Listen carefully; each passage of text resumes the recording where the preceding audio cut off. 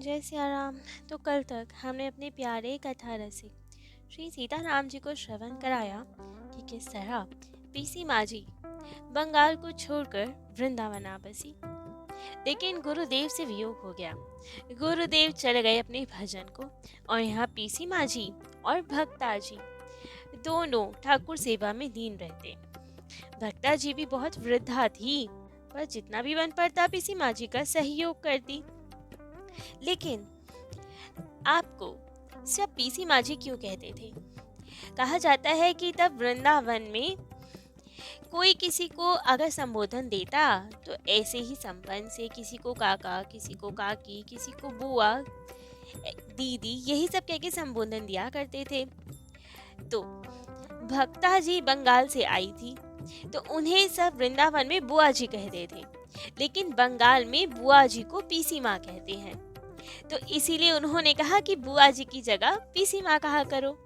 तो वृंदावन में सब भक्ता जी को पीसी माँ जी कहते थे। और अब श्रीमती चंद्र शशि गोस्वामिनी जी भी वे भी अब भक्ता जी के साथ ही रहती थी। तो इसीलिए उन्हीं के स्थान पे उनके जैसी होने के कारण सब आपको भी पीसी माँ जी कहने लगे।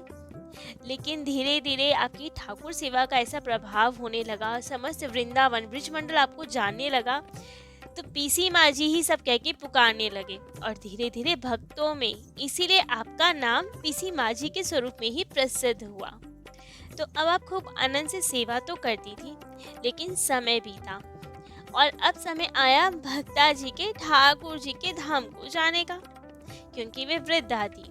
तो एक दिन उन्होंने भी शरीर छोड़ दिया। अब तो पीसी माँ जी अकेली रह गई। ठाकुर सेवा तो करती थी, उम्र लगभग 24-25 वर्ष के आसपास ही थी, तो खूब आनंद से सेवा तो कर रही थी। लेकिन हमेशा सेवा में कोई ना कोई साथ रहता था। पहले उनके गुरुदेव बलराम दास जी और बाद में भक्ता जी। लेकिन आज ऐसा समय आया कि ठाकुर सेवा में साथ में कोई नहीं था। अब एक दिन पीसी माँ जी सेवा कर रही थी, तभी उनकी अशुद्ध अवस्था आ गई। अब क्या करे? अब तो बड़ा घबराई कि अब कैसे ठाकुर सेवा होगी। खूब रोई, खूब दुखी हो गई कि मैं क्या करूं, अब किससे सेवा करवाऊं। मेरे तो दोनों लाला हैं, क्या वे भूखे ही रह जाएंगे? क्योंकि अब तो ना भोजन आदि बना पाएंगी, ना श्रृंगार सेवा, कोई सेवा नहीं कर पाएंगी, मंदिर में जा भी नहीं पाएंगी। क्या किया जाए, कैसे किया जाए? ब्रिज में तो आए इतना समय भी नहीं हुआ, किसी को जानती भी नहीं अभी तक। ऐसे किसी वैष्णव को जो ठाकुर सेवा संभाल पाए। किसी से इतनी बातचीत ही नहीं, क्योंकि आप तो सदैव अपने लाला में व्यस्त रहती थी। पहले भक्ता जी कर देती थी, भक्ता जी के जाने के बाद तो पहली बार ऐसा चांस हुआ कि क्या करें, अब समझ ही ना आए क्या करें, कैसे सेवा करें। बहुत दुखी हुई।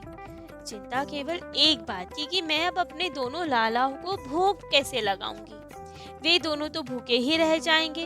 अब मैं क्या करूं, कैसे करूं? कोई उपाय ही ना सूझे। अन्न जल कुछ ग्रहण नहीं किया। पूरे दिन भर रोते रोते बीत गया। रात्रि हुई, रात्रि में भी रुदन करती गई कि मैं क्या करूं, क्या करूं, कैसे अपने लालाओं को भोजन पावाऊं, कैसे रसोई बनाऊं। कुछ समझ ना आए। कोई आसपास साथ देने वाला ना दिखे। किसी को जानती ही नहीं, इतना क्या करें अब? कोई उपाय ना सूझा, केवल रोती ही रही, रोती ही रही। लेकिन आज तक जब जब पीसी माँ जी ऐसी किसी दुविधा में फंसी हो, खूब रुदन किया हो, तभी उसी रात्रि में ठाकुर जी कृपा कर जाते हैं। जैसे कि सबसे पहले कृपा की थी जब जाना चाह रही थी, जाने को विवश थी, तब ठाकुर जी ने कृपा की कि आप हमारे लिए खीर बनाओ। दूसरी बार फिर जब बुलावा आया, जाने को विवश हुई, तो माँ कह के पुकारा। तीसरी बार तो ठाकुर जी आपकी गोद में आके बैठ गए, आपका खूब दुलार लिया उन्होंने, खूब आनंद रहा, आपके हृदय से लगे रहे। तो आज चौथी बार थी जब एक और समस्या आ गई थी कि ठाकुर सेवा कैसे करें। खूब रो रही हैं आज कि मेरे लाला भूखे रह जाएंगे। अब तो भाव दृढ़ हो गया था माँ पुत्र का। तो आज फिर से एक बार और कृपा हुई ठाकुर जी की। वैसे तो कृपा रोज होती ही होगी, अनुभव होते ही होंगे, तभी तो प्रेम बढ़ा, लेकिन इतनी प्रत्यक्ष कृपा एक बार और हुई। आवाज आई उन्हें, अब मंदिर नीचे था, ठाकुर जी नीचे विराजते थे और आप दूसरी मंजिल पे ऊपर रहती थी। तो अब आवाज आई छम छम की। दोनों छोटे छोटे लाला निताई जी और गौर जी छम छम करते हुए ऊपर आ रहे हैं। अब तो आपको वैसे ही कुछ समझ ना आए, और जब छम छम की आवाज सुनी तो सोचा कौन आ रहा है, कहीं लाला तो नहीं आ रहे हैं।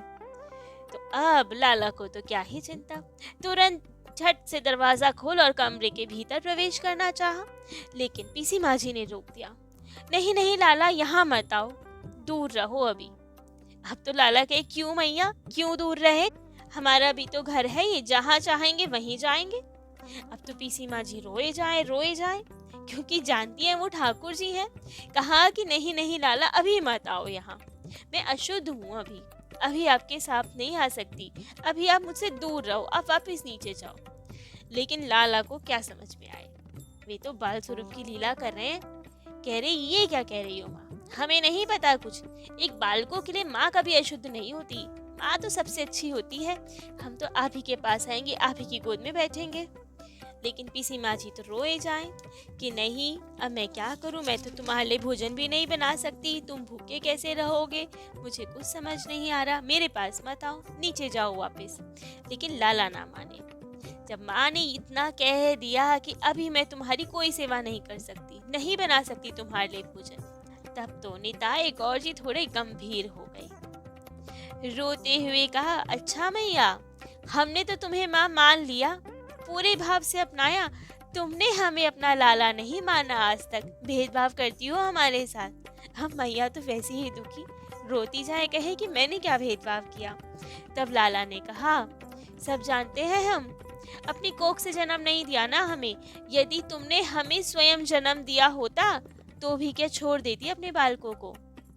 सच सच बताओ मैया, यदि हमें जन्म दिया होता तो क्या हमें भूखा छोड़ देती, दूर हटा देती, हमें कह देती कि मैं अशुद्ध हूँ, मैं नहीं स्पर्श करूंगी तुम्हारा। लेकिन हम तुम्हारे कोख से नहीं जन्मे ना, इसलिए तुमने नहीं अपनाया मुझे, इसलिए हमें दूर भगा रही हो अपने से, भूखा रखना चाहती हो हमें, तुम हमें अपना पुत्र नहीं मानती, हम तो तुम्हें मैया मानते हैं, आज तक तुमने हमें नहीं अपनाया। अब ठाकुर जी, और वो भी बाल स्वरूप में, ऐसी बात कहे तो कोई कहाँ रह पाए। अब तो माँ और रोने लगी कि नहीं नहीं बाल, ऐसी बात नहीं है, तुम तो मेरे ही लाला हो, मेरे ही पुत्र हो। नहीं मैया, तुमने नहीं अपनाया, तभी तो हमें छोड़ रही हो, हमें अपने पास नहीं आने दे रही हो, तुम्हारे पुत्र होते तो ऐसे नहीं करती तुम। और यही सब कहते कहते रोते रोते निताई गौर जी तो अंतर ध्यान चले गए वहां से। लेकिन अब पीसी माँ जी की तो अद्भुत स्थिति, प्रेम विह्वल बावली सी रोती हुई दौड़ी हुई जा रही है, अपने लाला को पुकार रही है, लेकिन वे तो नहीं आए। तो तुरंत गई कि नहीं, जब ठाकुर जी ने ही कह दिया मेरे लाला है तो अपने लालाओं को भूखा नहीं रखूंगी, कितना ही पाप लग जाए मुझे, चाहे नर्क में जाना पड़े, अब किसी की चिंता नहीं है, अपने लालाओं के लिए भोजन अवश्य बनाऊंगी, उनकी सेवा करूंगी। तुरंत गई, पुनः स्नान किया, रसोई में गई, खूब प्रेम से भोजन सिद्ध किया, प्रसाद बनाया। आम भक्तों में और पीसी माझी में बहुत अंतर है। इससे प्रेरणा लेके बाकियों को नहीं सोचना चाहिए कि हम भी कभी भी कैसे भी सेवा कर सकते हैं। पीसी माझी एक अद्भुत भक्ता है, स्वयं ठाकुर जी ने उन्हें अपनी मैया स्वीकार किया है, स्वयं ठाकुर जी ने प्रकट होकर कहा है कि आप सेवा करो, हम आपके पुत्र हैं। तो पीसी माझी को कहाँ से दोष लगेगा। तुरंत स्नान करके जब रसोई में गई तो अब अशुद्धता के सब चिन्ह गायब, अब वे अशुद्ध रही ही नहीं।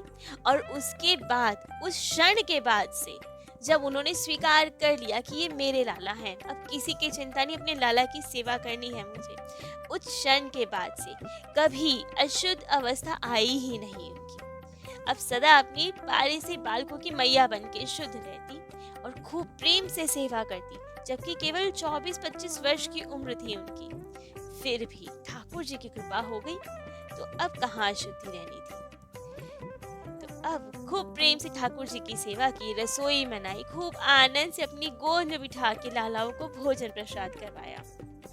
तो दिन प्रतिदिन खूब लाड चाप करती और ठाकुर जी भी रोज रोज नई नई लीला करते अपनी माँ के साथ। रोज नई नई डिमांड्स आती। आज मैया ये पाना है, आज मैया यहाँ खेलना है, आज मैया हमें ये वाला श्रृंगार चाहिए, आज हमें कड़े नए चाहिए, आज ये कलर की पोशाक पहना दो। रोज नित्य नई डिमांड्स आती और माँ पूरा भी करती, करनी ही पड़ती। जिद पे अड़ जाते कि हमें माला पहननी है तो माला ही पहननी है। तो चाहे जैसे हो, खूब प्रेम से उनकी सेवा आदि करती। पूरा दिन भर पीसी माँ जी का ठाकुर सेवा में ही बीतता। ठाकुर जी छोड़ते ही नहीं एक क्षण के लिए भी। हर रोज कभी कुछ पाने की डिमांड, कभी कुछ श्रृंगार की डिमांड, यही सब चलता रहता। लेकिन एक दिन तो बड़ी अजीब सी इच्छा जागृत हुई ठाकुर जी के मन में। गौर जी के मन में इच्छा हुई कि हमें खड़ाऊ पहननी है। तब तो उन्होंने निताई जी से कहा कि दादा, हमारे मन में तो बहुत इच्छा हो रही है खड़ाऊ पहनने की। तो निताई जी ने कहा, कोई बात नहीं, जाके मैया से कहो, मैया लाके देंगे खड़ाऊ। तब तो गौर जी बहुत डर गए, कहने लगे, नहीं नहीं, माँ से नहीं कहूँगा, माँ सब कुछ दिला देगी, हमें खड़ाऊ नहीं दिलाएगी। उन्हें यही लगेगा ना कि हम कहीं भाग ना जाएं, गली में खेलने ना चले जाएं, तो मैया खड़ाऊ नहीं दिलाएंगी, बहुत डांटेंगी हमें। यही कहेंगी कि तुम्हें जाना कहाँ है जो खड़ाऊ पहननी है। मैं नहीं कहूँगा। तब तो निताई जी ने कि अब क्या करें, कैसे लें खड़ाऊ, कुछ तो करना पड़ेगा। और गौर जी कहे कि हाँ, कुछ तो करना ही पड़ेगा, मेरा तो बहुत मन कर रहा है खड़ाऊ पहनने का। और माँ से कहते हुए भी डर लग रहा है, माँ नहीं दिलवाएंगे हमें खड़ाऊ। तब तो एक लीला ठानी। पीसी माँ जी ज्यादा सोती नहीं थी। दिन में तो सोने का मतलब ही नहीं, भजन करती थी, और रात्रि में भी बहुत थोड़ी देर के लिए सोती थी। तो दिन में एक हाथ से, सीधे हाथ से तो माला करती थी, और उल्टे हाथ से जब ठाकुर जी का विश्राम हो जाता था तो उल्टे हाथ से बीज ना करती थी, पंखा झलती थी उन्हें। पंखे की डोरी हिलाती रहती थी जिससे ठाकुर जी को ठंडी ठंडी हवाएं आती रहे। तो कभी सोती नहीं थी। लेकिन उस दिन ठाकुर जी को लीला करनी थी, तो जाने कैसे पीसी माँ जी को झपकी आ गई, नींद आ गई, और जैसे ही देखा कि माँ तो सो गई, तुरंत निताई गौर जी मंदिर से निकले और भाग पड़े वृंदावन की गलियों में। खूब आनंद रहे। लेकिन तब सावन का महीना था, बारिश हो रही थी, सारे में कीचड़ हो रही थी। अब तो नंगे पैर तो थे ही, घुटने घुटने तक पूरे पैर कीचड़ में सन गए। लेकिन आनंद से जा रहे हैं, आज पहली बार निकलने को मिला बाहर, तो खूब आनंद से जा रहे हैं। बनखंडी महादेव से श्याम सुंदर जी की तरफ जा रहे थे। तब एक स्थान था जिसका नाम था चिड़िया कुंज, उसकी ओर गए। वहां पे एक और इनकी प्रेमी भक्ता रह रही थी, जो कि बंगाल से ही आई थी। सावन में झूलन उत्सव होता है तो उन्हीं के दर्शन करने आई थी। उस समय वृंदावन में हर समय भीड़ नहीं रहती थी, क्योंकि पीसी माँ जी का प्राकट्य 1800 सन का है और 24 वर्ष 1824 की ये सब बात होगी। तो बहुत भीड़ नहीं होती थी, केवल फागुन में, कार्तिक में, सावन में, अधिक मास में, इन्हीं सब में लोग जाया करते थे अधिकतर। तो सावन में वे आई हुई थी सावन झूले के दर्शन करने। तो अब दोपहर का तो समय था, तो वे भक्ता भी सो रही थी। लेकिन ठाकुर जी को कहाँ चैन, गए उसके रूम में और आवाज लगाई, अरे मैया उठो, वृंदावन सोने आई हो कि भजन करने आई हो, उठो, यहाँ पे क्यों सो रही हो, दर्शन करो, उठो।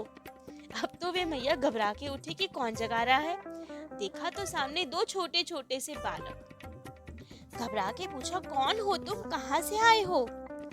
तब तो उन्होंने कहा कि हमारा नाम निताई और गौर है। अच्छा, कहाँ से आई हो? यही बनखंडी महादेव के पास रहते हैं हम। देखो तो हम कितना भीग गए हैं। तो मैया ने कहा, अरे बारिश में घूमोगे तो भीगो ही ना। मैया कौन है तुम्हारी, कहाँ है? तो कहा, पीसी माँ है हमारी मैया, उन्हीं के पास रहते हैं हम। तो कहा कि अच्छा, लेकिन बारिश में क्यों भीगते हुए आए हो और हमसे क्या प्रयोजन है तुम्हारा?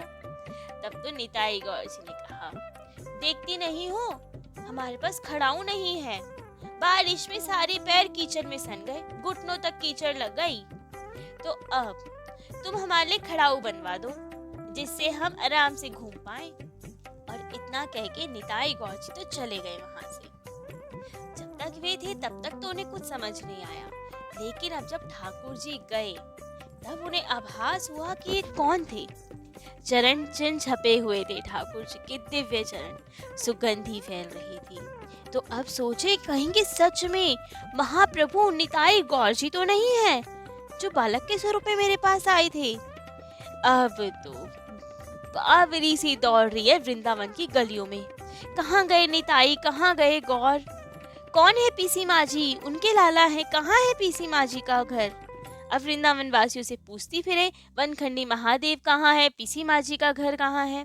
अब सब जानते तो थे पीसी माजी को, तो बता दिया। अब तो ढूंढते ढूंढते आ गई पीसी माजी के मंदिर, उनके घर। वहां पीसी माजी तो पंखा ही झल रही थी। तो गई, पूछा क्या ये पीसी माजी का घर है। उन्होंने कहा हाँ हाँ। पीसी माजी कौन है। तब वे मुस्कुराई कि मैं ही हूँ पीसी माँ तो। अच्छा, तो आपके लाला कहाँ है, दो लाला है ना आपके, कहाँ है वे। तब तो ठाकुर जी के दर्शन करवाए। ये रे मेरे दो लाला, एक निमाई और एक गौर। अब जब उन लालाओं को देखा तो वही बालकों के स्वरूप दिखे। देखते ही मूर्छित हो गई वे सीधी। होश में आई तो खूब रुदन करी, प्रेम अश्रु बहाए, लोटे उनके चरणों में। कहे कि मैया ये आपके लाला, ये तो अद्भुत हैं। कहा कि तुम कैसे जानती हो मेरे लाला को, क्या हुआ।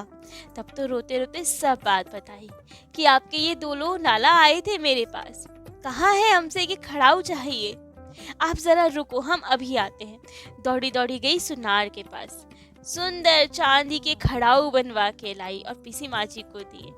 पीसी माजी ने भी खूब प्रेम से अपनी ताई गौर जी को धारण करवाए वो खड़ाऊ। कहा जाता है कि आज भी वनखंडी महादेव के पास जो निताई गौर है पीसी माजी के, आज भी खड़ाऊ उनके पास है। ठाकुर जी उपयोग में लाते हैं वो खड़ाऊ, धारण करते हैं वो खड़ाऊ। इतना कृपा करते हैं ठाकुर जी अपने भक्तों पर। ऐसी ही कृपा एक बार और की एक भक्त पे, जिनका नाम था प्रसन्ना दासी। उनसे नूपुर मांगे थे। अब पीसी माजी पे धन तो आदि कुछ बचा नहीं था, क्योंकि सब कुछ तो त्याग आई थी, सब छीन लिया था उनके घर वालों ने। तो अब जब जब भक्त आते थे, कुछ दान दक्षिणा मिलती थी, तो थोड़ा थोड़ा करके एक एक करके आभूषण बनवाती थी। धीरे धीरे काफी आभूषण तो बनवा लिए थे पीसी माजी ने, लेकिन अभी भी नूपुर नहीं बनवा पाई थी। तो ठाकुर जी को नूपुर की बड़ी कमी खल रही थी।